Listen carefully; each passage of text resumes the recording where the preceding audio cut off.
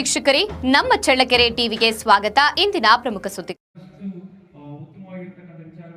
ಚಳ್ಳಕೆರೆ ನಗರದ ಸ್ವಾಮಿ ವಿವೇಕಾನಂದ ಪ್ರೌಢಶಾಲೆಯ ಸಭಾಂಗಣದಲ್ಲಿ ವಿದ್ಯಾರ್ಥಿಗಳಿಗೆ ಸಂಚಾರ ನಿಯಮಗಳು, ಫೋಕ್ಸೋ ಕಾಯ್ದೆ, ಬಾಲ್ಯ ವಿವಾಹ ತಡೆ, ಸೈಬರ್ ಕ್ರೈಂ ಹಾಗೂ ಮಾದಕ ದ್ರವ್ಯಗಳ ದುಷ್ಪರಿಣಾಮಗಳ ಕುರಿತು ಜಾಗೃತಿ ಕಾರ್ಯಕ್ರಮವನ್ನು ಆಯೋಜಿಸಲಾಯಿತು.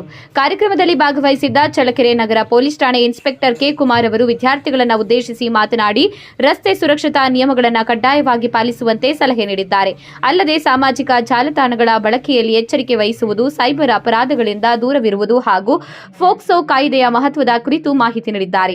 ಬಾಲ್ಯ ವಿವಾಹದ ಅನಾಹುತಗಳು, ಮಾದಕ ದ್ರವ್ಯಗಳ ಸೇವನೆಯಿಂದ ಉಂಟಾಗುವ ದುಷ್ಪರಿಣಾಮಗಳು ಹಾಗೂ ವಿದ್ಯಾರ್ಥಿಗಳ ಜವಾಬ್ದಾರಿಗಳ ಕುರಿತು ವಿವರವಾಗಿ ತಿಳಿಸಿದ್ದಾರೆ.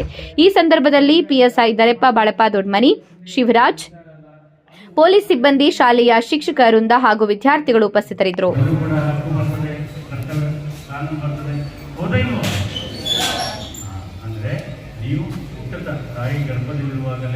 ನಿಮಗೆ ನಮ್ಮ ಭಾರತದ ನೆಲದ ಕಾನೂನು ಅಪ್ಲೈ ಆಗ್ತದೆ.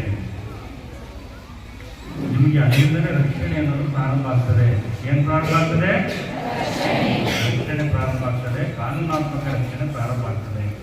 ನಾನು ನಿಮಗೆ ಬಹಳ ಸೂಕ್ಷ್ಮವಾಗಿ, ವಾಸ್ತವವಾಗಿ ನೀವು ಕೆಲವೊಂದನ್ನು ಪಾಲಿಸಬೇಕಾದನ್ನ ಹೇಳ್ತೀನಿ. ಯಾರೇ ಹೆಣ್ಣು ಮಕ್ಕಳಾಗಿ